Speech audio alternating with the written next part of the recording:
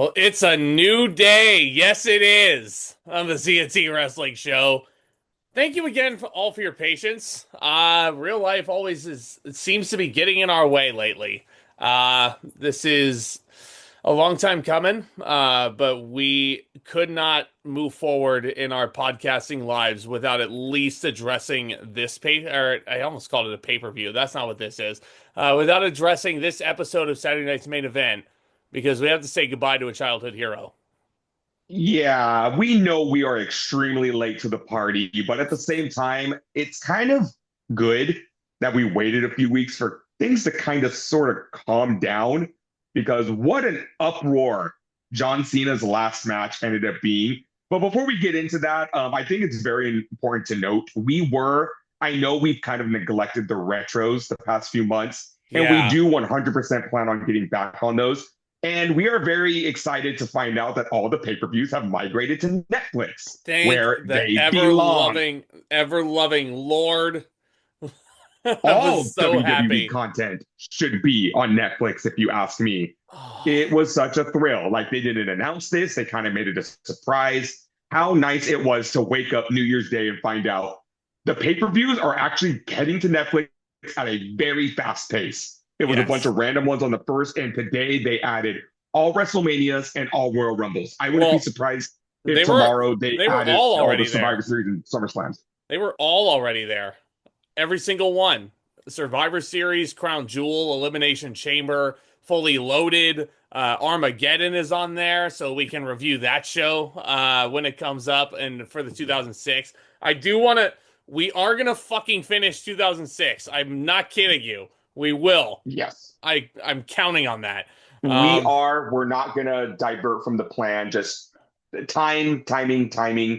But yeah, we are very happy that we have an easily accessible place to access all of these old pay-per-views. We can Now continue watching them. it is just WWE right now. So if you're looking for WCW and ECW pay-per-view events, those are not on Netflix now, to my knowledge, unless something drastically just changed in the past half an hour that Tomas and I have been chatting. But um, Now, I will admit I'm willing to be a little more patient for those. I thankfully watched all the WCW and ECW pay-per-views when the WWE Network first dropped. And not saying I don't care about those. I'm just watch happy them that the again. WWE pay-per-views.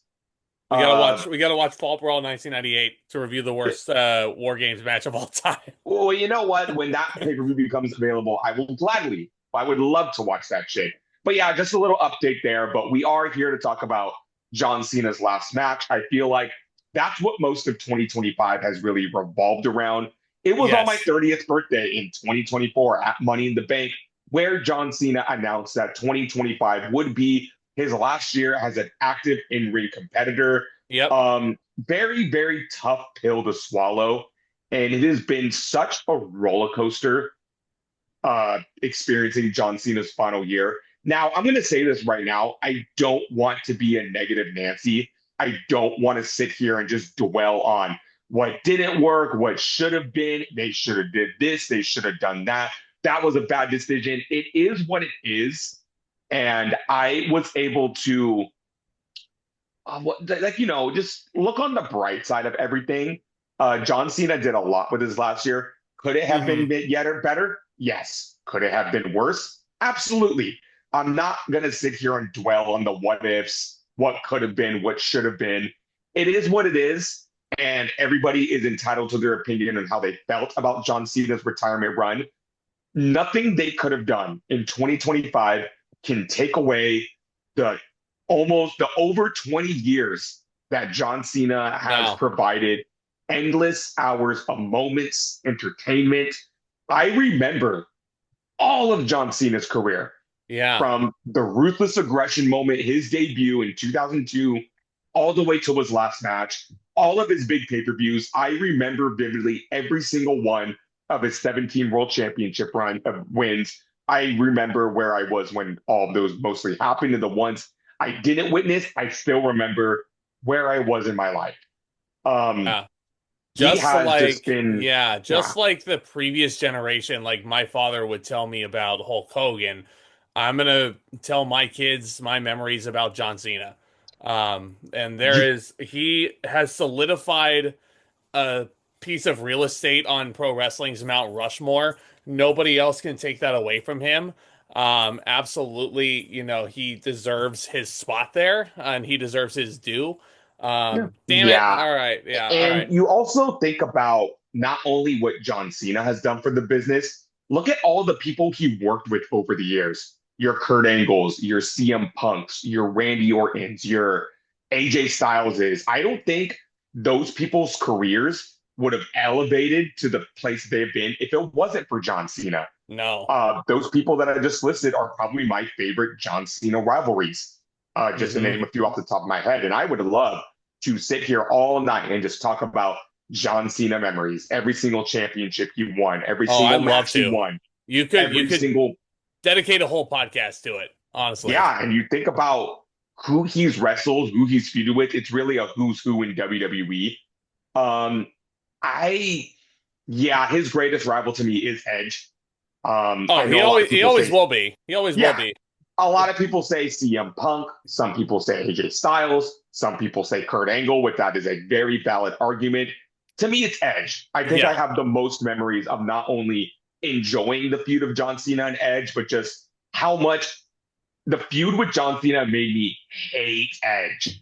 He became the villain of my childhood next to Triple H. He was the Joker. He was. And it's just, I don't think Edge would have been elevated to the status that he did if it wasn't for Cena. So we're Too here to celebrate the man that is John Cena. too bad that Tony Khan couldn't play ball and allow WWE to borrow Edge for one night so John Cena could wrestle him one more time. Well, it's Uh, not that WWE even bothered to ask. I know WWE didn't bother to ask, just like they didn't even bother to let John Cena work 200 dates like he wanted. Yeah, like I But said, there was a lot to John Cena's retirement run that yeah, there's a and lot of what ifs. Solomonster even was saying that aside from the invasion angle, John Cena's retirement tour is the biggest missed opportunity in the booking department in WWE history. And I'm like, I can't honestly disagree with that. But I wouldn't necessarily go that far just yet I because the will. tour just I ended. It's only still. 2026. If I, 2030 rolls around and, we still feel that way, then yeah, absolutely. I I would agree still with you. appreciated it for what it was. I Yeah, think the only thing I truly, truly, truly regret and hated was the WrestleMania match with Cody. Just the fact well, that his because 17th world title win is forever tainted. because of Travis Scott. Yeah. Yeah, And just how but underwhelmingly bad the match was. I can appreciate the backlash match with Randy Orton. I can appreciate the Saudi Arabia match with CM Punk. I can mhm. appreciate everything else that John Cena did. I can't appreciate that. I can't. I straight up just cannot. And, we could debate here all night whether or not it was good or bad. I'm not going to say it was good, but I'm not going to say it was the worst thing on the planet. But here we are at John Cena's last match. This match was determined by a 16-man tournament that spread across Raw, SmackDown, NXT, and even a couple of TNA cameos like Matt Cardona and Nick Nemeth, aka Dolph Ziggler. So a little blast from the past with that tournament. A lot of people are Yes. also saying, "Oh, the tournament was so bad. What a missed opportunity." I don't know. What were you guys expecting? They were What the fuck were you guys expecting expecting? Adam Copeland. They were expecting I don't know. I They don't were know. expecting. Like, you want what you want. Yeah. Undertaker and Shawn Michaels and Triple H to come out of retirement. Yeah. Like Yeah. Triple it's H just wants to be center of attention on the WrestleMania poster. He wants to be known as the guy who is making all these decisions and as the genius. Put his money where his mouth is. If he wants to be in the limelight, get in the ring. well, Like, ironically, Triple H sure was the center of attention on this show. But this isn't just about John Cena's retirement. Per John Cena's request, he wanted this entire card to be main roster versus NXT. John Cena took a trip down to the Performance Center and he liked what he saw.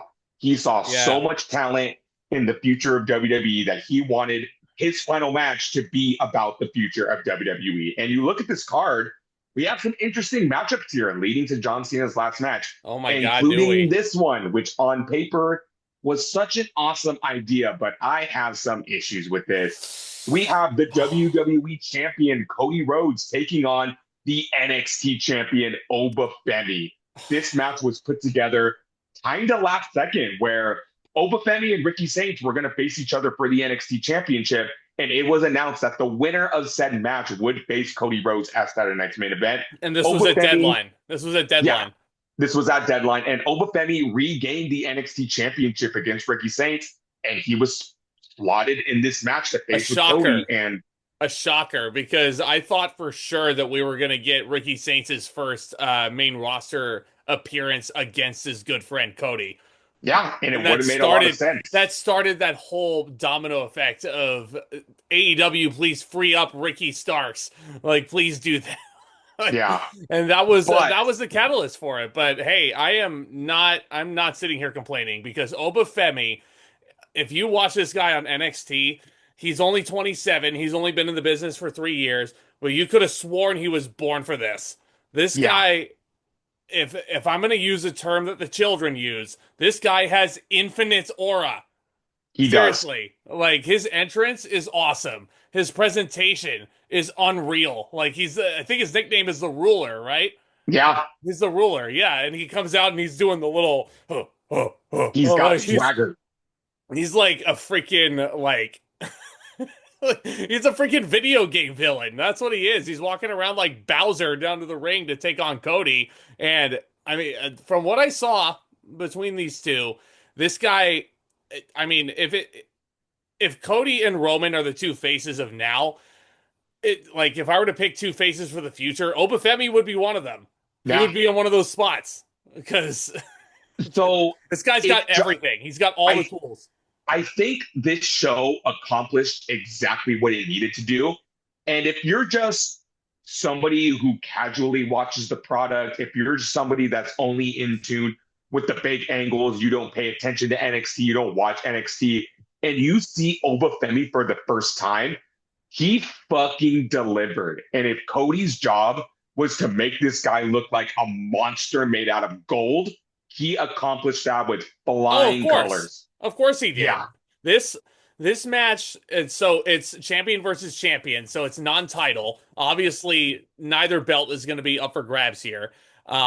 This was honestly just done with the purpose of getting Oba Femi some exposure on the main roster, and for Cody to have a quote-unquote banger on John Cena's final night. This was the definition of an exhibition match. It was, and it was a pretty darn good exhibition match for the most part. Yeah. I think these guys were hitting both of their spots quite well. Oba Femi towers over this guy. I think he's built at like 310 pounds or something like that. He moves around the ring like it's. Again, I hate to keep bringing this fucking up, but this guy has all the tools. You know? He does, and he showcased his power in this match very well. A lot of power spots against Cody. Do you see that spine buster? Yeah. Very beautiful spine buster. Very Arn Anderson like on Arn's protege in AEW. Like, I don't know if anybody else caught that. It might be a bit of a stretch, but is the definition of a hoss, but he has the agility to back it up too. Yeah, he's got the dexterity of a stallion for sure. He does. He truly does. And you guys all know what a mark for Braun Breaker that I am. If there was a predecessor to Braun Breaker in NXT, it's fucking Oba Femi. I love this guy to death. When they bring him up to the main roster, which is going to be very soon, you put this guy in the fucking main event and you put a world title on him. This guy is literally just walking money, is what he is. He is. It's absolutely crazy how good he is and how young he is. You would really have to go out of your way to fumble this man. No. Like, I mean, Tony Khan is known for fumbling a lot of his talents, like Penta, like Ricky Saints, of course. But yeah, I mean, I'm excited to see him come up to the main roster. I don't know if it's gonna be like just yet. I can see him making a cameo in the Royal Rumble, and eliminating a couple of guys. But they're running vignettes for him on SmackDown. Not like are they really? Not that he's officially coming to SmackDown. Oh, but if they're running vignettes for him, it's coming. Well, because I don't want to like give away for Tomas, but there's some there's some pretty interesting debuts on tonight's SmackDown. So I'm a little bit skeptical that they're going to bring up Obafemi just yet. Maybe Here's the wait till thing. after Mania. I was gonna say I agree with you. If you bring up Obafemi now, I think you might struggle to get him a spot on the WrestleMania card. I am all for waiting for that show after WrestleMania so they have a fresh, clean start. Hmm. There's Yeah, no reason I would much rather than wait till after Mania than to do it before Mania and then all of a sudden you have to shoehorn him into a WrestleMania match. Take totally. Penta, for example. I know his contract situation was interesting where he got released from AEW and he immediately wanted to go to WWE. So they finagled him onto the main roster pretty Well, they well. could do that. They could do But that. if you just wait for that Raw after Mania, that SmackDown after Mania, it's a brand new, fresh, clean start to the season. You could debut them properly and you could easily ease them into a feud with Hmm. established mid carder. You can put a mid card championship on them. So when the next year's WrestleMania rolls around, they are all seasoned and ready to go. It Didn't also, Braun Breaker win the NXT championship from Dolph Ziggler the night after Mania? The night after Mania yes, he 39, I did. think. Mania 38. Yeah, Yeah, no, thank you. in Dallas. Yeah, no, because he failed to stand and deliver. That I completely forgot Dolph Ziggler was NXT champion. That tells you how much of a blur these past few years have been sometimes. Yeah, I mean, like, there's yeah. stuff I remember, but now that you brought it up, yeah, no, that absolutely happened. Braun Breaker regained the NXT championship on Raw, and then I think he held it for like a whole year before dropping it to Mello at Stand and Deliver, which is where I Yeah, was at. But which you were in attendance for that show, weren't you? I When I Carmelo sure Hayes won the was. title. I sure was. I sure was, and you weren't because you were a coward apparently. But You know, anyway. I will admit to that. I can admit when I'm wrong. Now that we're done praising Obafemi, praising Cody Rhodes on how well he showcased Yeah, Obafemi, and this is where all the praise starts because this the finish this of this match match. this match was physical also. I'll Yeah. give you that much. These guys beat the hell out of each other, and they only got about 10 minutes or so. Cody was bleeding from the ear. I don't know if you noticed that, but Oh oh my yeah, God, hard yeah, style. it was like, how in the hell did that happen? But yeah, so I think what you're getting into is these guys are having a really nice little match here. Cody is gearing up for his comeback. He hits a Cody cutter. But then you all of a sudden you see the fans, the many fans of Washington D.C. just looking up around at something in the crowd. I'm like, oh, here comes Drew. And sure enough, there's Drew McIntyre, and he is repeatedly punching Cody Rhodes. And Cody Rhodes wins by disqualification. Now, I want you to imagine this.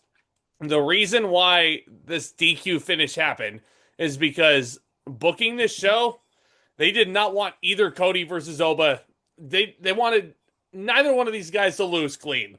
But here's my thing, and I said that on my socials, and people were like, "Oh yeah, no, that makes sense. That makes sense." What is so wrong with Oba Femi getting a big win here? Nothing. It's not like Cody Rhodes loses anything by losing No. this match, and he also He's loses in a pretty cheap way. And Oba, he is yeah, still the WWE champion. yeah, He's still gonna go on to main event pay-per-views. He exactly. will be fine. He's still the He loses to quarterback. Yeah, he loses to Obafemi, and you know what Cody Rhodes would have done? He would have stood up, shook that man's hand, raised his arm, and basically gave him the stamp of approval that this man Yeah, is the future of WWE. even It's the how you best, put a star over. even the best of the best quarterbacks in the NFL have succumbed to pretty big upsets. Yeah, Especially this year with how crazy the NFL season has been and how unpredictable it has been. Um, but it's WWE wanting to have their cake and eat it too, and that's my thing with these fucking champion versus champion matches. I don't like them. And if you're not going to book a clear and decisive winner, don't fucking book the match at all. right, WWE has this very, very awful problem right now with they don't want any of the top stars to lose. they only Well, have you know what one. I always say? They only have one problem. I mean, one of their many problems. It's one of the Okay. biggest problems for me.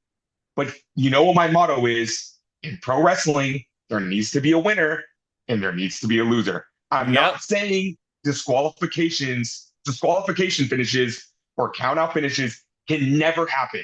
They have their Yeah. place in wrestling. They are, they're a staple of wrestling. Well, But if you Cody. overdo it, as Yeah. much as WWE does. Cody was the It's winner fine. and Oba was the loser, though, to be fair. Um, Well, if we want to get technical, apparently the match was ruled a no contest, but that's bullshit because Cody was attacked first. yeah, no, Cody wins by disqualification because Drew attacked him. Yeah, Like, you can't like skew the Drew, rules in your favor because you can't decide on who you want to win and who you want to lose. That was my biggest issue with this match. And the worst part is I saw it coming from a mile away. good God. And then Oba Femi stares down Drew McIntyre and shoves him to the ground. And hey, Oba Femi looks like a star either way, but this plays into another big problem I have with WWE. How in the ever loving fuck do you make Drew McIntyre look like more of a goof? They Like, have just they they have have bit by bit just dismantled this man's character. They have It's like completely lost the plot in more ways than one. Drew McIntyre is a man who led your company through its darkest ages. As your champion, he won the belt at WrestleMania in front of no fans. And he gets a big title win at WrestleMania 40, which is immediately reneged on because of a Damian Priest South Side of Heaven and a cash in. Like, and then every single effort he's had against Cody Rhodes so far, he has failed and decisively. Cody Rhodes has beaten this man cleanly more times than I can count on two hands. So, and I'm sitting it's here. Drew has one more shot next week on SmackDown in Berlin. It's three stages of hell. I don't know. Do you care if I talk about the stipulations, Tomas, or do you not want to know?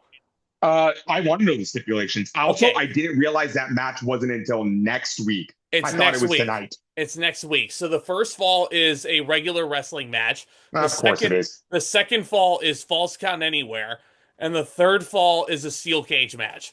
So if Drew fucking loses this match, like you might as well just put 3MB back with him because Wow. You know this what I just guy realized? this guy This is is decisively buried. Like it's ridiculous. this is Absolutely ridiculous. way too similar to Triple H versus Randy Orton at the Bash.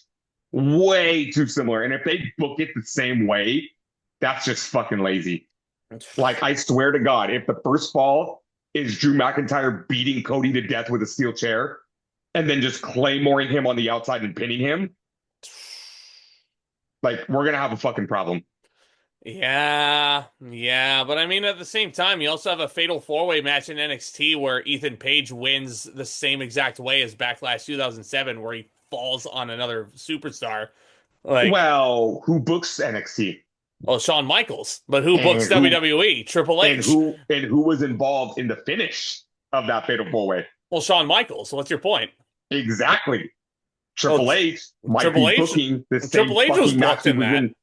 He might be booking the same fucking match he was in 2009 that I was in attendance for. Well, let's not make a double standard here. So if Triple H is being called lazy for that, then Shawn Michaels should also be called lazy for that fatal four-way match at Heatwave. Fair, So fair. I, That's I very fair. I'm calling a spade a spade. You know, like The I have many problems with Triple H right now, but Yeah, I'm a fair man. I'm a fair no, man. no, no, no. So, I agree with you. I um, 1000% agree with you. but I this just this this Drew McIntyre thing is absolutely fucking ridiculous. First of all, every time he is drafted to SmackDown, it's like fucking kryptonite for him. They had a very, very, very, very, very good story going for him in 2023 and 2024 of his anger and his frustration getting the better of him. He let the evil consume him. But I don't care if he's the bad guy, he still needs a payoff. This yeah, man is 6 years removed from winning that WWE championship you spoke of, and he has yet to get he has yet to get the end of his story.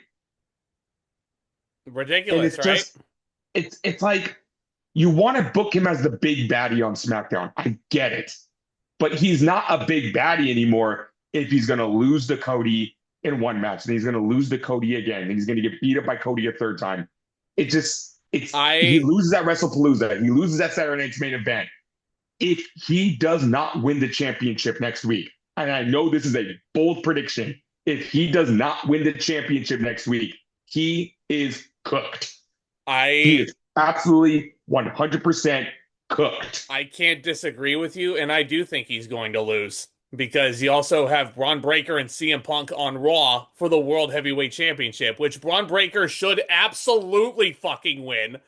Like, there's no reason to have CM Punk keep holding on to this belt.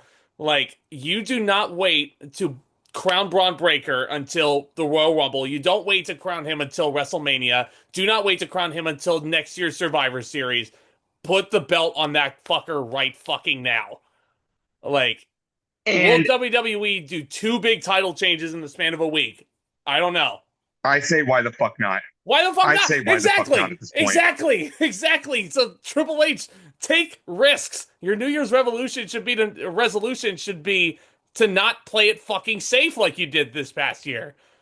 I That's guarantee you, Triple H, I guarantee fucking you, if you put the world titles on Braun Breaker and Drew McIntyre, WrestleMania will still sell the same exact way. You will yes. still be overcharging up the ass for tickets. You will still have a sold out stadium. The business will continue to thrive, The business will be regardless of who fine. the world champion is. You will And I be okay. and I I really hate to promise. say this, but that's the same mindset we had with Vince McMahon. It doesn't matter who's on top, who's the champion, who's main Yeah, eventing these shows. At the end of the day, the WWE will still be the WWE. that's right. That's right. So, as far as this match between Cody and Oba goes, I'm gonna go 3.25. I thought for the time they got, they were definitely busting their ass. DQ finish was kind of expected. I should have expected it, but yeah, it's disappointing as all hell. I can only imagine what this match would have been like if Cody actually did face Ricky Saints. I feel like it would have been a lot more likely for Cody to just get a clean win over his friend, Yeah, and putting him yeah. over in a loss. But because honestly, Ricky Saints and his character, he can take a clean pinfall loss. Oh yeah. Oba Femi really can't afford to do that right now. So, I'm still gonna grade these matches on a curve because this was a Peacock special. So we didn't have the usual NBC commercials. We still got commercials, don't worry. Don't fucking worry. We still got those. oh, of course we But did. Because why I'm wouldn't we? we the matches weren't interrupted by commercial breaks. So I'm still gonna, but still, it was a 2 hour show, a very tightly knit 2 hour show. Probably given a few extra minutes for John Cena, but Yeah. the matches were still booked with that time frame in mind. So I'm gonna grade them on a curve. I'm gonna go 2.75. Not because it was a Okay. bad match, not because it was an underwhelming match. The match itself was fine. Hated the finish, but it was an exhibition match. It was not really going to go anywhere at the end of the day. So it was a Yeah. very solid effort by both guys. When you say the word exhibition, I keep thinking of like video games, the main menu Yeah. option just to play like exhibition, bition. Why do you think it took me so long to understand the difference? Like when people say, "Oh, that was an exhibition match," I'm like, "Yeah, they're all exhibition matches." But now I understand the difference. I'm not an idiot. Don't attack me in the comments, You, please. you you didn't know what the word exhibition meant. So No, I was fucking 8. just like we didn't know in 2006 what an exhibitionist meant when it came to Kelly's character. No, we No, did not. we did not know what that meant. And we'll talk about Uh, her. We'll talk I about her also in the remember retros. getting like not scared, but like a little disturbed when I would play Just Bring It. And every single time I went into a different mode, the screen would go, caution, just to let you know, like, hey, make sure your memory card is put in the system. But I Good was like, God Lord. damn, why is that so hostile? The Caution. SmackDown, If you just turn bring off the it. game right now, it will explode. Well, it had the echo. It had the echo in there too. Don't forget that. So, Yeah. okay. So, speaking of exhibition matches. So, we got some women's action going on here. It's Bayley, San Jose's own, going up against NXT's Sol Ruca. You want to talk about walking money? People who haven't been in the business very long? That would be Sol Ruca for sure. Um, This is a very, very strange comparison, but I'm going to make it. I want you to take the athleticism and the charisma of both Randy Orton and Charlotte Flair, mash them up into a ball, and you get Sol Ruca. oh, interesting. Yeah. Oh, I Oh, mean, yeah. I didn't even.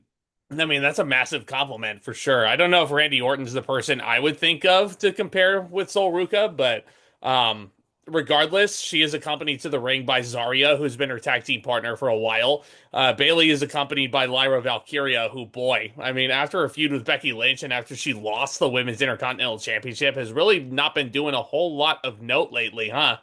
You know? Yeah, it's like her and Bayley are stuck in creative limbo, mid-card limbo, where you could do stuff with them. We talked about this Right. during the Survivor Series review. If you want to advance the story, why are they not challenging for the Women's World Championship? Why are Yeah, they not challenging for the women's tag team titles? Like, there are exactly. rumors speculating that Bayley wants to jump ship to AEW, and if you don't want Apparently, her to do that, start apparently, booking her better now. Rhea Ripley and Io Sky are bigger stars than Bayley, apparently. So, I if don't like the treatment of Bayley right now, and this is no, one. If you want, let's quote Archer for a second. You want ants? That's how you get ants. You want Bayley to jump ship to AEW?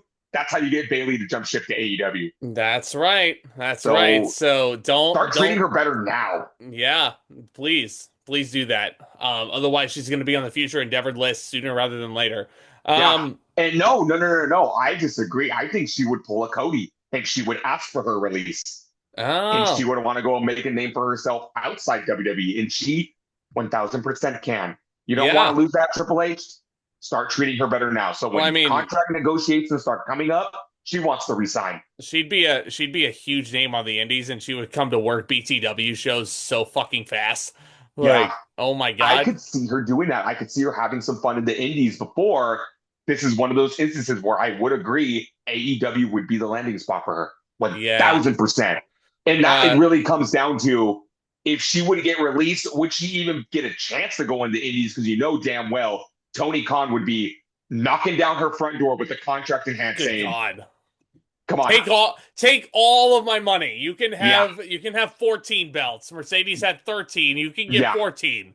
There you yeah. go. So, story time about Bayley actually. So apparently, according to her socials, she forgot her gear at home. So she had the WWE's resident seamstress just cook something up on the fly, and she gave her the color scheme. And from what I understand, this color scheme is the exact same as John Cena's debut match against Kurt Angle in Chicago. Yep. The black on red. And I'm like, that's a hell of a story and a hell of a tribute right there. So Oh props to yeah. Bayley for that. You want Um, to? Do we want to give Bayley even more props? She just decided, like a week before the show, that she was going to throw a pro wrestling seminar for anybody and anyone who wanted to come learn, absolutely free. So about like 40 women showed up to this seminar, and Bayley just trained them. They had a good old time wrestling each wow. other, sharing wisdom, and then out of fucking nowhere, John Cena surprised them. Pro wrestling does not deserve Bayley. Yeah, they do not. They do not. W WWE does not deserve Bayley. How about that? Yeah, How about start that? treating her better. Start treating her better Yeah. now. Put her on the same level of Io Sky and Rhea Ripley, and then we won't have a problem. So, Yeah. anyway, Sol Ruca looked like a freaking star in the making right here, like with her athletic. And I mean, we already knew that she was a star, like Oh from what yeah, this we, girl has been in on NXT for like we're going on 5 years now, yeah, yeah, and she she's an has NXT accomplished. 2.0, NXT Yeah, 2.0 person, isn't she? yeah, she has accomplished everything other than winning the NXT Women's Championship, Where and the I don't fuck is her understand. call up? Where the fuck What is her call up? I would love to see her in the Royal Rumble. And I would too, doing a Kofi Kingston style spot, taking that over because Naomi's a little bit preoccupied and can't do that this Now, year. I do like the little oddball relationship she has with Zarya, but if you call Sol It's Ruka such up, a random team. Zarya is like Beth Phoenix 2.0. I think she'll do It's just fine by herself. it's such a random team, isn't it? I mean, it's I not the love the chemistry between them it's two, though.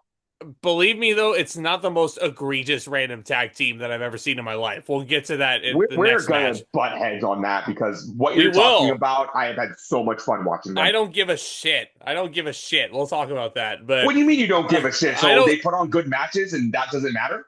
Well, no.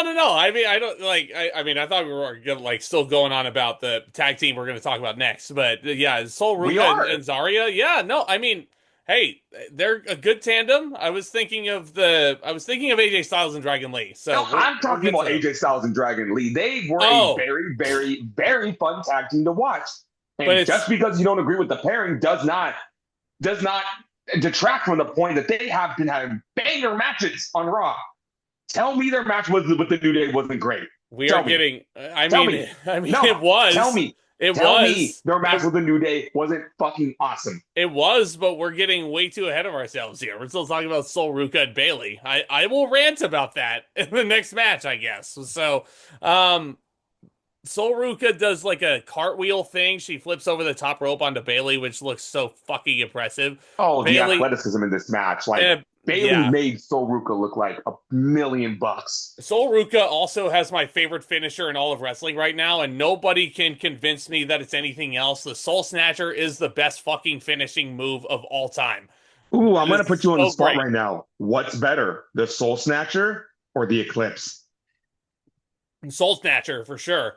Okay. I would take the Soul Snatcher any day of the week because like yeah, I mean both moves are difficult as hell to pull off, but they're so not saying that the Eclipse is a bad move, but I feel like there's a lot more steps that go into the Soul Snatcher, and there's a lot more things that could go wrong in the Soul Snatcher. You You know, mean the Eclipse? I don't know, man. I don't know, but she does hit Bayley with the Soul Snatcher. No pin attempts because Bayley was on the apron. Thank Finish you for protecting her finisher. finish was kind of awkward though, wasn't it? Like that A little. that Uh, I just wish Sol Ruca pinned Bayley clean with the Soul Snatcher. I It just agree, but at least they protected the move. yeah, they did. So I'll give them props for that. I just kind of wish that Sol Ruca didn't beat Bayley with a small package, you know? Fair, fair, but it was still a great upset win, and that's just Bayley putting over the future. Like Yeah. there was no reason for Sol Ruca to not win this match. Bayley probably insisted that Sol Ruca win, and more power to them for that. This is another 3.25 star match. I think. It got about 10 minutes again, a lot like the previous match. Um, Credit to WWE for going with the NXT upstart getting the victory here. Because I guess this is a match where Triple H, oh, Bayley's expendable, so she can lose. I'm like, Bayley is not fucking expendable, first of all. She's not. I'm going to Like, give it 2.5 stars. This you was an know, excellent showing by Sol Ruca. I think her and Bayley clicked very well in the ring, and it was overall just a very fun match to watch. I will share a story with you. I was watching this with one of my friends, and he brought his girlfriend over, and his girlfriend has never watched wrestling before. She yeah. was in awe over Sol Ruca, over the Oh, she's great, athleticism isn't she could she? pull off. And that's Yeah. what I love to see, seeing how people who don't watch wrestling react to these new stars. And if they're captivating you, if they're catching your attention, it'd be different if they were wrestling and the person's just on their phone the entire time. No, Right. this person is catching your attention. And that's exactly what you need to accomplish. Exactly. And speaking of doing what needs to be accomplished, this next contest, the World Tag Team Champions are involved in this next match, but they're no longer the World Tag Team Champions, are they? They are not. The then tag team champions, AJ Styles and Dragon Lee, are taking on, get this team, Javon Evans from NXT and the Oh, TNA X Division champion, Leon Slater. I don't think he saw what I was I doing. did see what you did. And between him and Carmelo Hayes and the rotting brain cells in my head, I have I just can't. Javon Evans is the one who does it the most, though, and I guess he wrestled Gunther at a house show, and he did the 6-7 before doing the plancha. Gunther catches him, chops him, and then Gunther does the 6-7, and I'm like, That wasn't are on you my kidding bingo card me? for 2025, Are but you here we kidding are. me? Those of you who are watching this and are into this brainwat, like rabbit hole, I do not fucking get 6-7. Like, what the fuck does that mean? At this Like, point, I've stopped trying to understand it, and I will fully admit I am in a if you can't beat them, join them see, if I mindset. listen, I mean, I will 6-7 to bother or amuse people till the next guy. Like, there, because I've never seen a more polarizing meme in my entire life. Because if I do the 6-7 to, someone at my work, at my day job, they laugh their ass off. If I do it in front of Lindsay or my brother, They're like, please never do that again. And I'm like, I what I is, I don't fucking get it. Like, I don't get it's, it either, and I tried to fight it. But then after doing more research on it and after clowning all of my friends doing it, it is kind of ironic. It's kind of like playing Punch Buggy. It's like, oh, and you're in the wild. It happens so organically, and you see 6'7", and you have to point it out. we were talking about an AJ Styles match, and it's evolved into a 6'7" confrontation. You're the one who brought up 6'7". I'm just gonna say that right Because now. Javon Evans is in the ring with him. I don't know. Like, if I see Javon Evans, immediately I'm gonna do this. Like, Okay, you know? so I'm going to get into the opposing side before we get into the side that I know Zach wants Okay. to talk about. The pairing of Javon Evans and Leon Slayer formed because they were like friendly rivals on NXT and TNA. They Yeah. had an excellent matchup bound for glory for the They X did, Division didn't they? Championship, Yeah. which was Hmm. ruined by a double disqualification, but we're not here to talk about that. Oh So my they've kind God, of, the dark state interference, right? yeah, Santino Morello was like, "Oh, time limit draws. You get to 5 more minutes," and then they and then go Dark out State ruined there. it. Dark State, fuck you, Dark State. Seriously, like, Um, um, so they just formed this really cool team on NXT, and I like it. It's it's a fun as hell team. And now, before you say anything, I get it. I yes. 1,000, 1,000,000% get it. Hmm. Why did they put the World Tag Team titles on Dragon Lee and AJ Styles? I don't No reason. fucking know. No reason. I don't. I only didn't hate it because I was sick and fucking tired of the Judgment Day with the titles. But hear me the fuck out. They were defending the titles every week on Raw, and every single match, whether it be against the New Day, whether it be against the Judgment Day, whether it be against the War Raiders, has been so good. And the chemistry between Dragon and Styles, you cannot deny it. Let me spell this out. They defended the titles against the New Day. And you know what the finish of that match was? Oh Dragon yeah, Lee I doing a remember. springboard double stomp to Kofi Kingston while he was draped over the ropes. Kingston bounced off of the ropes clean as hell into a Styles clash. Which was awesome. That was sweet. Yes. I did like that. Um, and I hate to be the person who doesn't appear to have any fun and has a stick up his own ass when it comes to this, but hear me out here. I'm saying that this is like number one. I mean, what fucking correlation do these two wrestlers have before this? Like, it I just will feels tell you like this, and this is half joking, half being serious. El Grande Americano. That's the fucking relation. El what Grande Americano was fucking with them both. I mean, he's injured, so that like, that really doesn't I don't know, man. I get it. Chad Gable is the OG El Grande Americano, so that's who I'll always think of. But I know that Ludwig Kaiser has been playing the role, kind of as punishment, sort of, Which to is my crazy knowledge. because he's over as fucking Mexico, so I don't know what kind of fucking punishment that is. Well, I mean, he's not Ludwig Kaiser anymore, so I don't know. That might be punishment for him, I guess, Hey, to not be himself. But fuck you for getting over. I mean, I don't know, dude. I mean, here's my thing because, and this is no knock on Dragon Lee at all because I think he's great. AJ Styles is retiring this year, and this man has a lot more important things to be fucking doing with the end of his run than fucking around in the tag team division. I'm Well, sorry. let's take things into Like, perspective now. While he was tag team champions, did he not wrestle John Cena?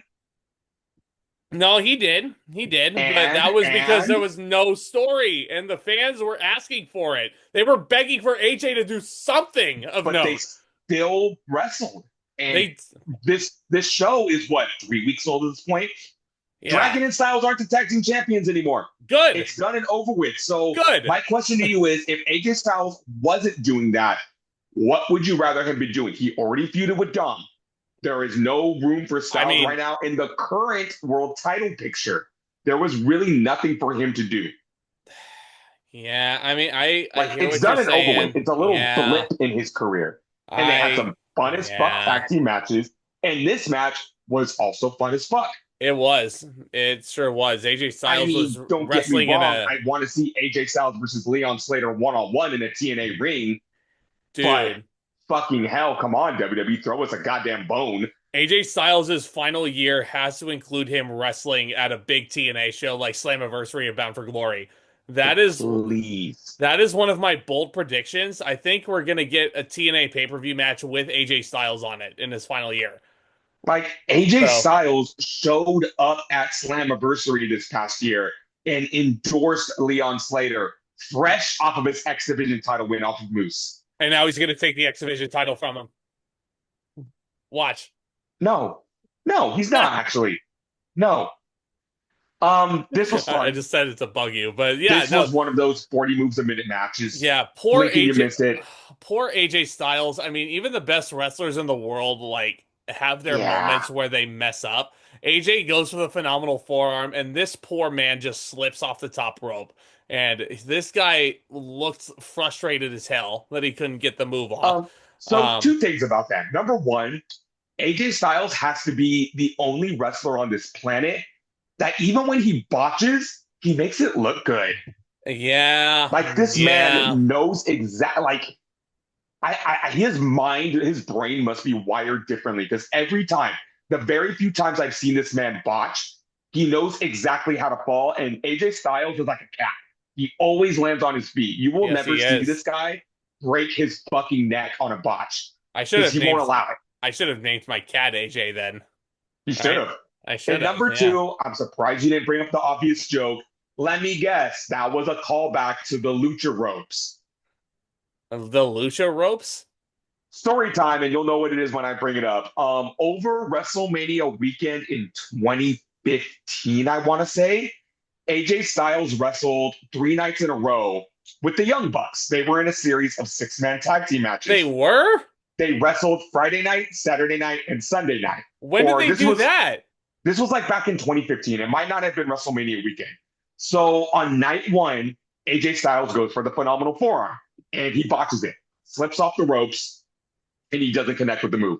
The following night on Saturday, he goes for the phenomenal forearm again, and Shit. now he's too scared to do it. And he hesitates to do it, and he doesn't do it. And he's blaming the lucha ropes. These lucha ropes are so damn slippery. And then finally Okay, on the that is Sunday funny. night show, yeah, the Sunday That night is show, funny. the crowd is hyping up AJ Styles to do this phenomenal forearm. He does it, he connects with it, and he celebrates so hard. I will send you the Was, video. It's was that fucking great. that sounds like something that they would do at PWG. I think it was a series of Rev Pro matches. That sounds like a PWG joke. Because you remember, like, It does, but it wasn't PWG. there was one weekend where the Young Bucks would super kick the ring announcer on night one after he introduced them. They would then wrestle Bad Influence on the second night. I think this was over a Bolo weekend. Second night they wrestle Bad Influence. They super kick the ring announcer again, and then it gets to a point where Daniel has to call timeout, and he's like, "Why did you super kick him?"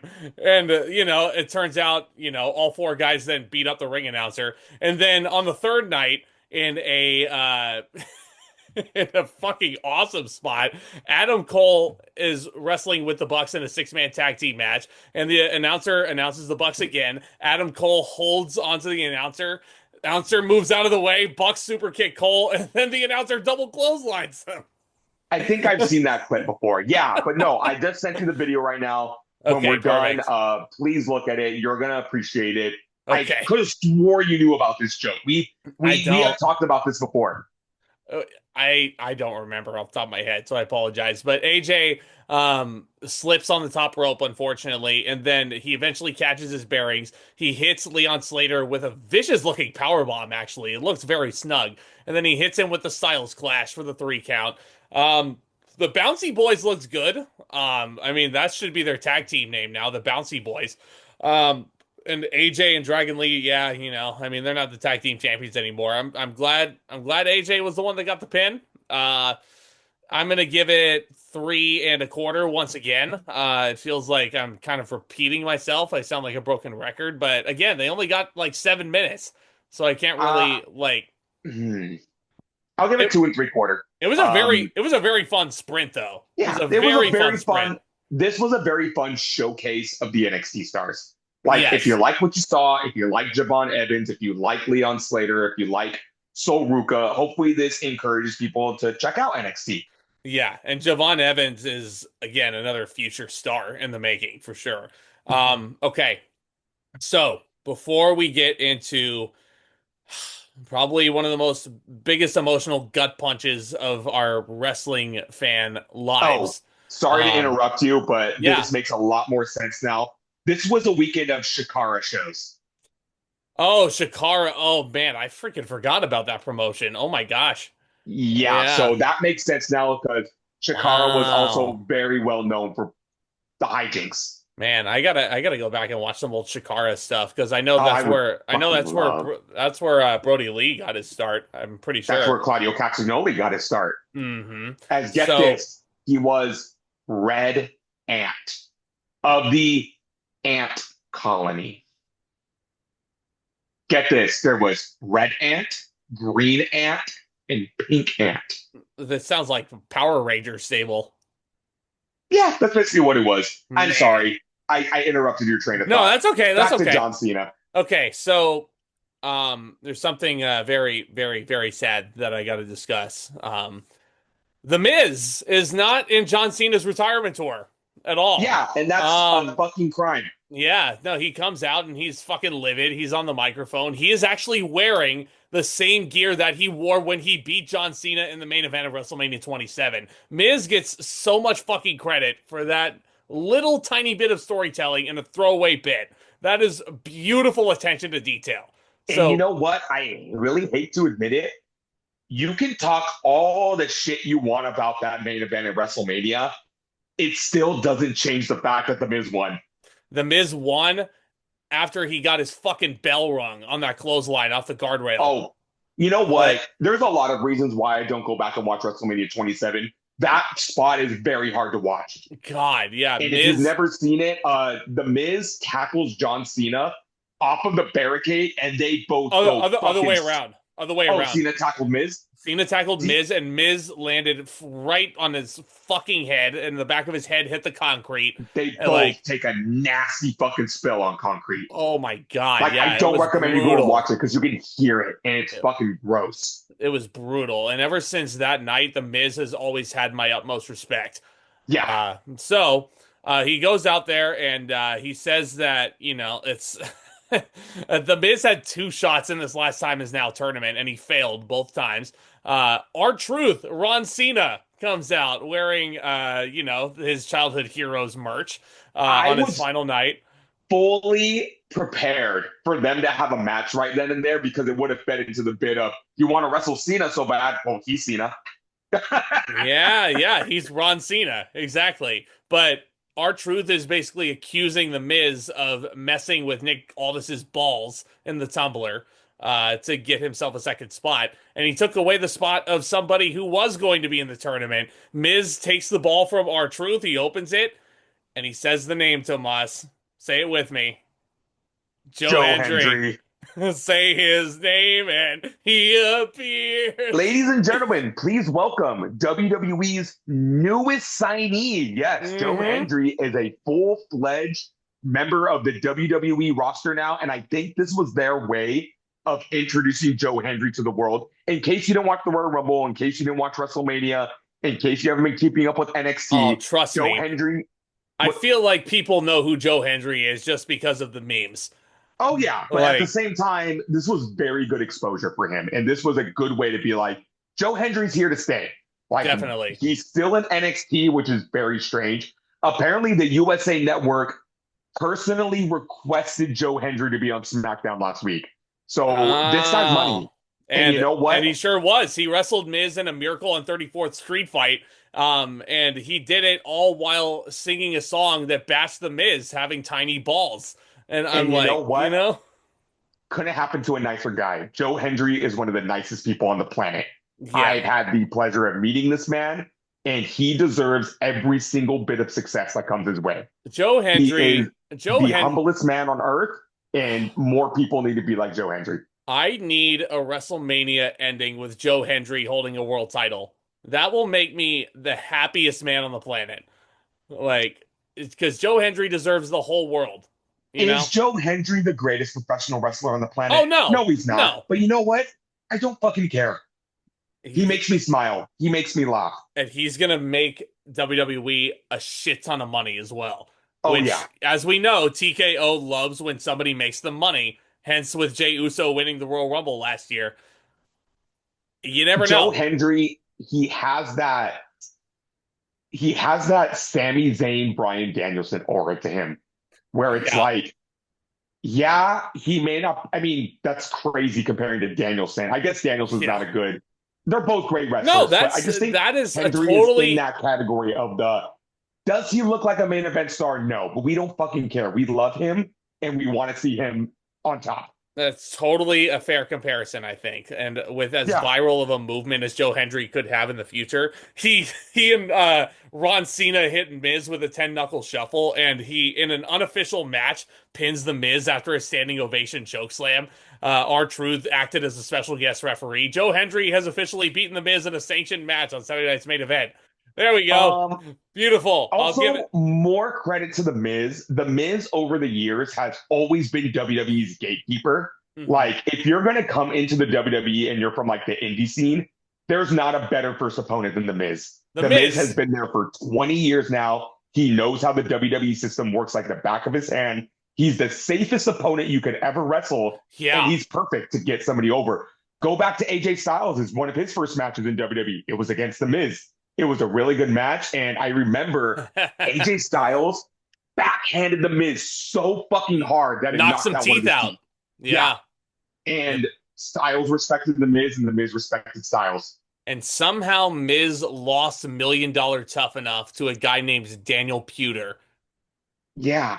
The Miz is Well, it a was, the Miz is a tough son of a bitch, he is. you know? He is. He's a fucking national treasure. And if you don't think The Miz is a pro wrestler, then you don't know what a pro wrestler is. Hmm. Yeah. Speaking of pro wrestlers, now we got to talk about the epitome of what a pro wrestler is or a sports entertainer is. Now it's time to pay our respects to John Cena. In his farewell match, he is going one-on-one with the ring general Gunther. A match that was established with basically a tournament, which was the John Cena final match sweepstakes in a like lesser sense of the word. Gunther beat LA Knight in the finals to get to this spot. And a lot of people were like, "Oh my God, how come LA Knight can't get like a break or anything like that?" And everybody was fucking expecting this spot to go to Gunther anyway, and now they're complaining. And I'm like, I I just don't don't know, dude. understand going into this match, during the match, after the match. I don't understand how wrestling fans' brains work. Gunther has been one of the greatest wrestlers to ever step foot in the WWE in the past decade. I mean, he lives up to his name. He is the ring general. He held the NXT UK championship for like 600 fucking days, 700 fucking days. He goes Yeah, to the main roster. He wins the Intercontinental Championship, beats the Honky Tonk Man's record. He has good matches with just about anybody. He's a two-time world heavyweight champion. He is a god on the microphone. He is a throwback to old wrestling. He's everything you could ever want in a pro wrestler. He gets yes. this spot, and now we want to say he doesn't deserve it. Well, We and got people he saying John Cena should wrestle Kurt Angle. Kurt Angle's been fucking no, retired for 7 years. John Cena should wrestle Randy Orton. I, I've, He I've already wrestled Randy Orton. John Cena should wrestle Edge. Edge is in a different company. We can't do anything about that. I have something to bring up involving Kurt Angle later Yeah, on. But so and Gunther also had a very tough task building up this match basically by himself yeah, because John Cena's final match basically had to be built without him appearing on one episode of television because yeah. his match against Dominic Mysterio, which I was at Survivor Series, was his second to last appearance. So Gunther basically had to build this match on his own, and he did it with one promo on Raw where he said, I'm going to do the unthinkable and I'm going to make John Cena give up. I'm going to make him tap out. And I'm like, that is a bold fucking objective. And this whole last match was built around can John Cena overcome the big buff foreign villain one more time, or is he going to tap out, to Gunther's patented sleeper hold? And it's a very simple build. let's talk about John Cena's final entrance here. Oh yeah, he could. When I would have he if they would have given him an hour. I would have been okay with that. Dude, this is probably the longest he's ever taken to get to the ring, and this man fucking deserves it because he had a 23-year run on this in this main roster. He's been on top for the better part of 20 years. Um, and he deserved to take his sweet ass time getting down to the ring if he wanted to. There was a point where he grabs the camera from Stu, the cameraman, and he points it at Stu, so we could see him on camera. For the Yeah, first time, which I thought was really cool. But the camera person, you would have sworn Kevin Dunn was producing it because they cut away way too quick. So we only got maybe a small millisecond of Stu. And I'm because like, God bro, forbid, you had one job, just put Stu on camera for a little bit. I Like, wouldn't be surprised if they did that shit on purpose. I don't know, dude. But John Cena runs down to the ring one last time. And it should be noted, John Cena retires on my 29th birthday. And I Yeah, remember my first ever wrestling show I ever went to in San Jose was 3 months after the Ruthless Aggression moment. John Cena was still in his, like, his bike shorts yeah, the gimmick, trunks and the the trunks, boots. the very generic look. He wrestled Bull Buchanan of all people on that show. And ever since that moment, I mean, I remember, like, thinking, oh man, this guy's kind of, I mean, I remember liking him because he stood up to Yeah, Kurt Angle, but I don't know, just seeing him in person do his thing with Bull Buchanan, I was like, I'm gonna follow this guy until the end of time. This yeah. guy is gonna be the guy, and he was for better part of my entire life, Again, honestly. I would You know? love to just sit here all night and talk about Yeah. my favorite John Cena memories. Every single Well, emotion he's made me yeah. feel, every single moment, every single championship win. I remember I was that kid. I was the kid who wore the Cena shirt to school, who wore the Cena hat. I was Cena on three separate occasions for Halloween. I was too. I was bullied for loving Cena. Cena was my superhero. He Yeah. was my Superman. Like, It's we talked about last year how much Hulk Hogan had an impact on the wrestling business, and we were a little too young. We weren't born yet to truly experience Hulkamania. Yeah, we got a little taste of it near the end of his run, but yeah. I think we did just fine because we got John Cena. Like, it sucks I didn't get to experience Hulkamania, but the fact that I was there every step of the way for John Cena's career I made was it too. so much better. And I remember. I got a lot of these t-shirts throughout his career. And like, I don't want to like, I don't know if I should get emotional. Like, I mean, I'm just like thinking about all of it now, just letting it hit me. No, I'm dipping into the nostalgia hard. It's, and here's what I was kind of getting at with this entrance. I was surprisingly pretty composed. Like, I felt the waterworks starting, like, but not quite bursting. But I didn't lose it completely until he starts hugging everybody at ringside. It's a Yeah, and there were a very lot of people at ringside. you know where I lost it specifically was when he hugged Kurt Angle Yeah, because his first those opponent. were those his first opponent and two of my favorite wrestlers of all time.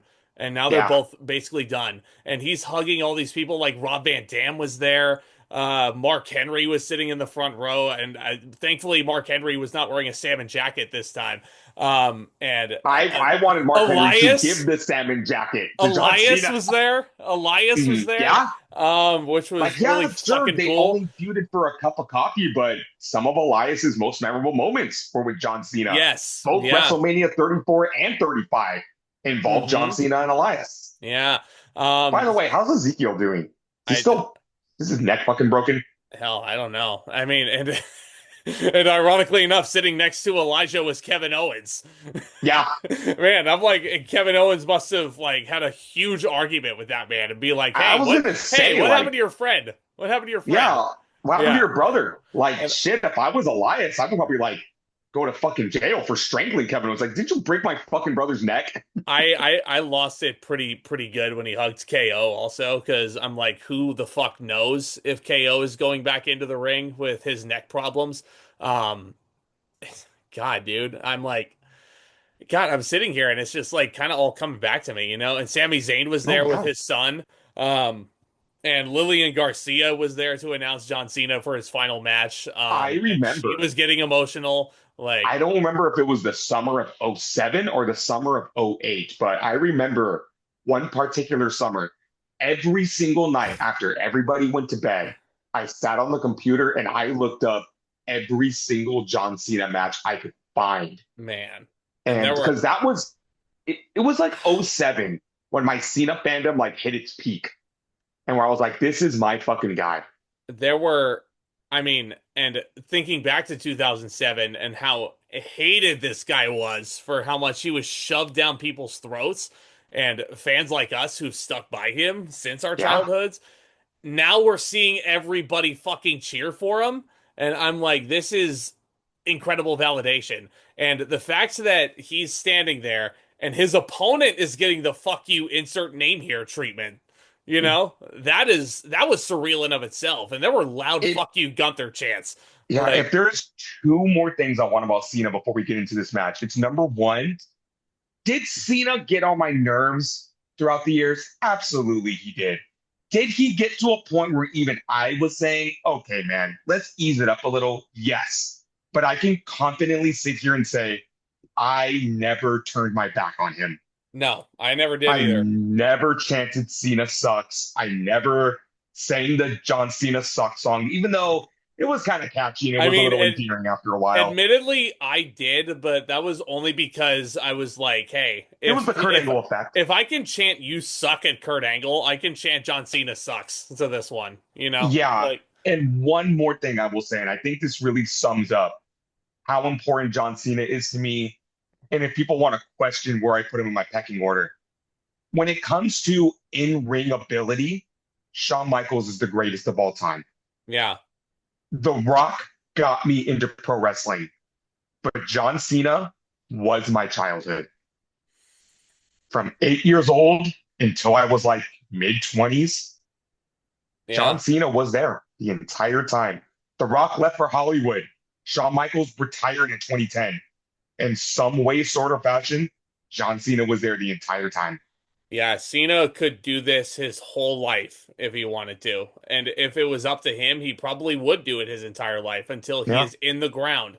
Um, You want to hear something crazy and really funny? You talk yeah. about like my childhood, John Cena being there the entire time. I Mhm. remember when I graduated high school, it was, the ceremony was in the morning. My parents threw me a party in the park with all of my friends and relatives. And then they asked me, what do you want to do tonight? It's your graduation. You can do whatever you want. And I said, I can't remember why I couldn't go back to my house. I want to watch No Way Out 2012. Dude, no, seriously. I said because we wanted to go back to my grandma's house for like cake and something else. And I go, I want to watch Friday Night SmackDown. There you And they go. said, oh, okay. And we went home. They served me my cake. I went into my grandma's extra room where the TV is. I shut the door. I turned on SmackDown. And I was watching the fucking build to John Cena versus the Big Show in a steel cage. God, and that's a shitty pay-per-view also, which I'm sure we'll Yeah, get because to I at some point. remember that was around the time I was getting ready to graduate. And what I was, other than graduation, you know what I was focused on? What? Fucking John Cena and The Rock at WrestleMania. And I was like, once in a damn. lifetime, the only time these two will ever wrestle. I was literally sitting there going, wow, my life is peak right now. I'm going to graduate high school. Fucking WrestleMania is coming up. John Cena is wrestling The Rock. Oh, It can't get better than this. It can't man, fucking get dude. better than this, man. Oh. CM Punk's wrestling Chris Jericho.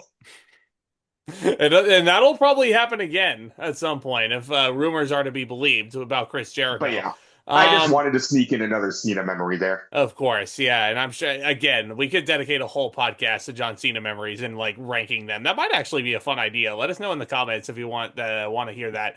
Um, so this was an outstanding match, It was. perfectly befitting of John Cena's final match, and I Yeah, knew it would I be. He's across the don't. ring. He's across the ring from Gunther, who is allergic to having bad matches. Yeah, let me just say this now. I don't give a flying fuck what anybody says. This match was great. It This was was. one of those matches that I begged everyone, turn off your fucking Mark brain for 1 hour.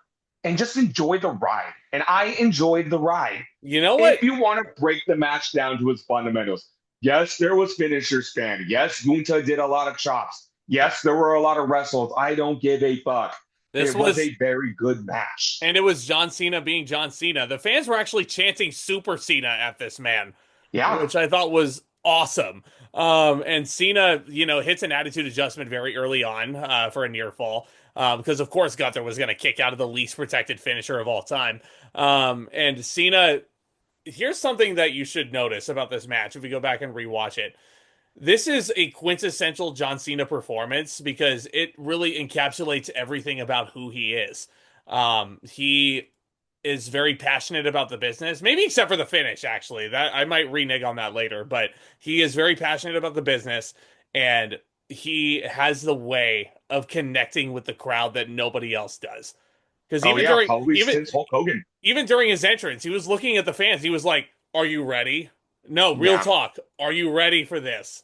Because he was like he looked like he was getting choked up, and he was like, "We're gonna get through this together." Oh And yeah. when he goes for the five knuckle shuffle, he looks around and he's like, "I only got one more of these.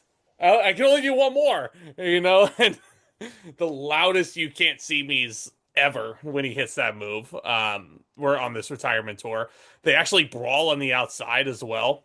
And it's also funny because Cena being at his Cena best, because you can clearly see him very loudly shouting spots at Oh Gunther. yeah. I was like, You even know, in your last match, you can't stop even in calling your last spots. match, you got to call all the spots. You can see Cena mouthing the word power bomb to Gunther at one point. And Yeah. Gunther, sure enough, 5 seconds later, hits a power bomb. You know, I'm like, good job, John. My thing about that, my only gripe about that is like, you think Gunther's sitting there going like, motherfucker, I don't need my spots fed to me. What the fuck? Good God. Uh, And Cena getting chopped by Gunther, I was like, yeah, I oh hate to man. go on another tangent, but this was just yesterday. I was watching a clip from Starcast, the one that CM Punk did back in 2018, I think. And he tells a story about the first time he wrestled John Cena. And Yeah. he remembers locking up with Cena and Cena loudly calling the spots. And Punk looked over at Mike Chioda and said, "Who the fuck's calling this match?" And Chioda started laughing and they both broke. And I think CM Punk looked at Cena and said, like, "Hey man, you don't need to call spots. Like, I know Yeah. what to do." And Cena was But like, "Oh shit, well, okay." but Cena's like, nah, I don't really take advice. Who the fuck do you think you are? That's stupid. Like imagine sharing a locker room with Barry Bonds, Sammy Sosa, and Mark McGuire, and Thank saying, you. "Nah, I don't even know how to throw a baseball. I don't know how to. I don't need to learn how to swing a bat. Grow the fuck up." I don't need to listen to you, Mr. Funk. I know what I'm Yeah, doing. Thank you for getting fucking that reference. Thank you for fucking getting grow that up. reference. Yeah. Chews on muffin and keeps going. So this was, I mean, and they brawl outside for a little bit. John Cena ends up like locking in, as Michael Cole called it, the STFU. And I was very blown away that Michael Cole was calling it by the original names. He hits an avalanche FU, as Michael Cole called it, not an AA, an FU.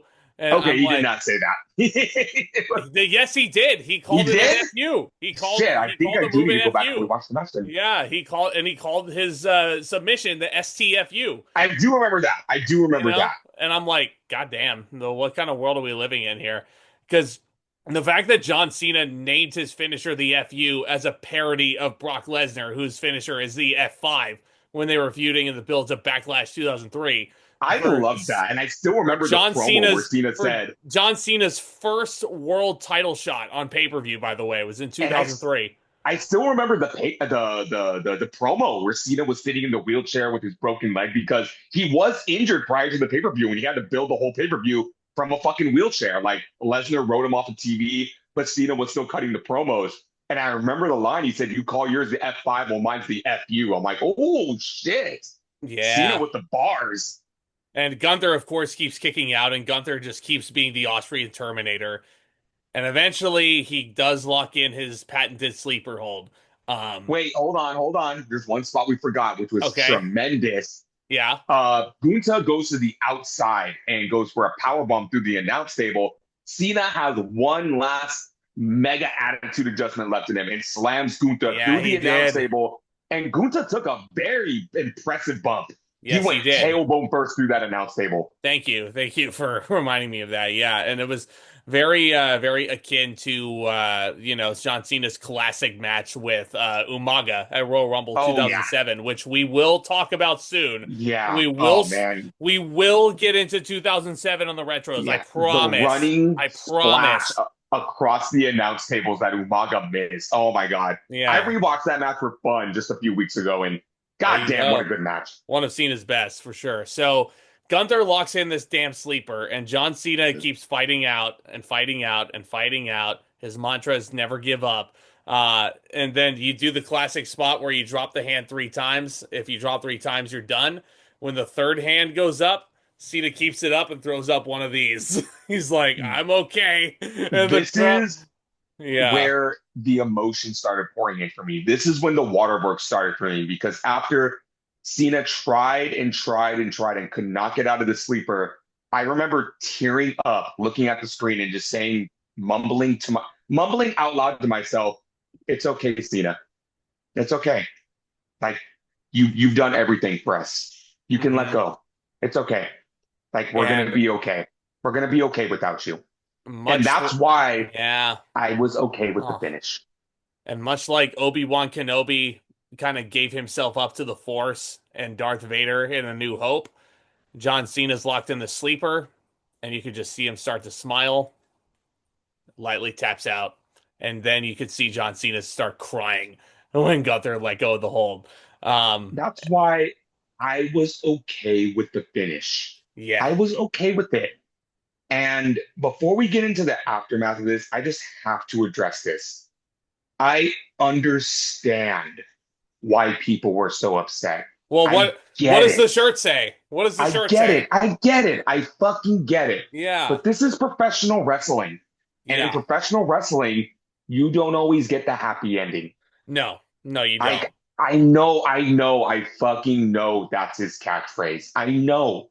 I It's one know. of them. Hustle, loyalty, respect, rise above hate, never give up. I mean, that's one of them. But And it's like, how do I want to put this? Like, there's a reason why Cena retired now. He said his body can't keep up with it anymore.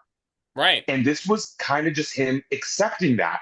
Like, it's okay. If he were to tap out and then continue to wrestle, sure, I'd probably be right with everyone else on how angry I was. Yeah. But another reason why I'm not angry is that there's no point in being angry. Yeah. What's done is done. It's over.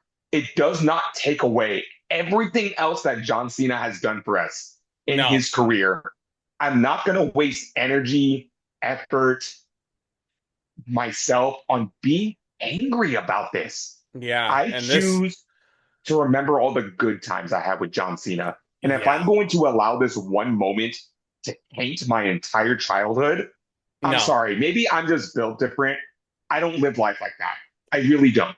I'm not gonna get too stuck on it either. I do understand, and like I'll sort of play devil's advocate here for a Yeah, like second. I get it. I Yes, truly do. John Cena wants to hear all of our thoughts on what's going on in the business. That's why he follows a lot of fans, you know, because he wants to hear our takes, because he cares about our takes, you know. Um, if I'm gonna nitpick anything about the match, part of me still kind of wishes it would have been Cena passing out. But you know what? Yeah. You know what? If this is what John Cena wanted, if he wanted to end his career like this and on his back, looking up at the lights, putting over the new killer in WWE, like I can't really criticize the match too much. Um, the John Cena tapping out is a visual I never thought I would see again. I think it's the first time he's tapped out since No Way Out 2004, if I'm Yeah. not mistaken, to Kurt 21 Angle. years. Yeah. Um, if Cena wants to go out that way, I'm not one to judge that too hard. Um, this match provided me the most shocking finish to a wrestling match since The Undertaker's streak was broken. Um, I would certainly put it up there because of when the tap out happened and the bell rang. Music didn't play for a couple of seconds, and the crowd was dead silent. Like you could I hear an audible gasp in that building in Washington, D.C. I Like, don't know. I think I mentally prepared myself for this match better than other people did because I saw this coming. I yeah, really did. I yeah, saw it coming man. because it was just like the end of a chapter. And I don't know, I'm pretty sure everybody out there, you watched a movie where your favorite character, the hero, dies in the end. Are you Yeah, sad? Yeah, because that's the emotion it's supposed to bring out of you. And that's how I view John Cena tapping out. It was the hero dying in the end. that's right. Not all deaths are disturbing. If somebody goes out as the noble hero sacrificing themselves or fighting to the bitter end and they don't make it, it's like, it's okay. You can accept it. There is a reference I so want to make right now, but I'm not going to spoil anything about a certain TV show on Netflix right now. Yeah, no, no, no, no, no, no, no, no, no, no, No, no, we no. don't do that I here. feel like, yeah, no, we don't do that here. We don't do that here. Um, But I'm sure you're talking about what I think you're talking about, and I have a feeling of what it's gonna be because I have not watched the finale yet. Sorry to all of my people who like watching my TV and movie reviews, but I have not sat through all of Stranger Things season 5 yet. I'm sorry. I will get to that. There's a lot. it's So, but yeah, just what I compare it to. It's like it's okay, guys. And I hear everyone's complaints. I hear but his motto is never give up. Well, you know, he fucking what? gave up. He so like I don't know what to tell you. I really don't know what to tell you. If you want this to consume your life, first of all, it's very ironic because a lot of these people that are saying that are the same people who wanted John Cena dead Yeah, 15 years die, ago. Cena, die. I What a didn't forget fucking that. plague and cancer and disease this man was to the pro wrestling business. Get out Now of you're my mad that company, you cancer. Like, like he lost his last match and now you're mad? yeah. Ironic. Hypocrites. And I am Hypocrites. the biggest John Cena fan on the planet and I'm okay with this finish. Yeah. I genuinely think this is a maturity problem. This is genuinely a maturity problem. Like, again, I get it. I 1,000, 1,000,000% get it. I Yeah. do. Oh, John Cena should have won his last match. Like, most wrestlers Most go wrestlers, out on their most, back. yeah, most wrestlers not named Sting or The Undertaker go out on their backs. Oh, You know? AEW booked Steve's retirement better. That's a preference, and you're just saying that because you're mad. Yeah. Yeah. Sting wanted to lose his last match, but Tony Khan insisted he didn't. You're Yeah. going to call Sting a dumbass? I know you're not. Yeah. I know sometimes you want the happy ending. To me, this was still like it was a stamp on Cena's career. It Like was. the sooner you learn to accept that and move on, the better off you'll be. And what a career it was, It was. I'm honestly. not going to let that take away from what a beautiful tribute this was to John Cena. And he does get a beautiful tribute afterwards, after Gunther leaves, after the initial shock of like, oh, he tapped out. Gunther, by the way, should never lose another match again until like, he loses the WWE championship. Like that. Like the heat this man has right now is Yeah. fucking wrestlers would kill His for this t-shirt, level of heat that his Gunther's t-shirt gotten. right now is just a picture of him holding John Cena in the sleeper hold saying tap out like I low key want that. I low you key want fucking that want that. t-shirt just for the meme? Yeah, no, Yeah, Gunther should not lose another match until he wins the WWE title and holds it for a long time.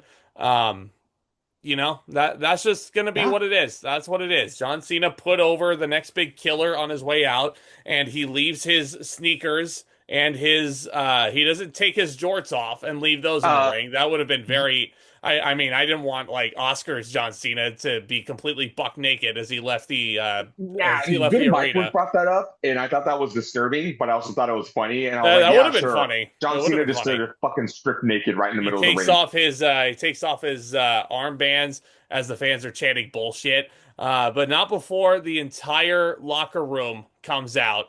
Um, and this was a very weird parallel that I just saw. Cody Rhodes and CM Punk both put their belts temporarily on John Cena's shoulders, and he walks around the ring with them on. or 19-time world champion. he's Woo! the never seen 19. And then, he hugs Triple H, who gets massive boos from the crowd. They're chanting, Which, "You fucked up, Adam."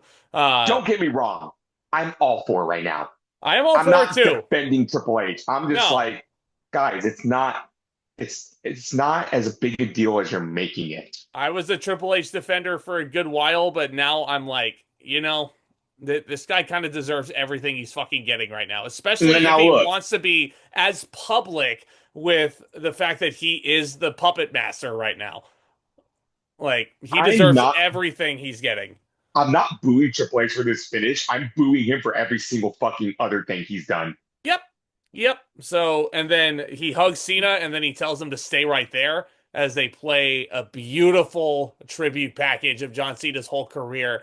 It's played to a One Republic song that is meant to make you tear up. And I'm like, I lost it there too, because I was like, I Now, mean, this is it. This is it right here, and Cena is tearing up in the video as well. He walks up the ramp one more time.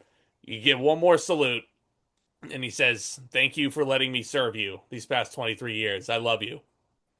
We love you too, John. Uh, thank you I for have a bit everything." of a confession to make.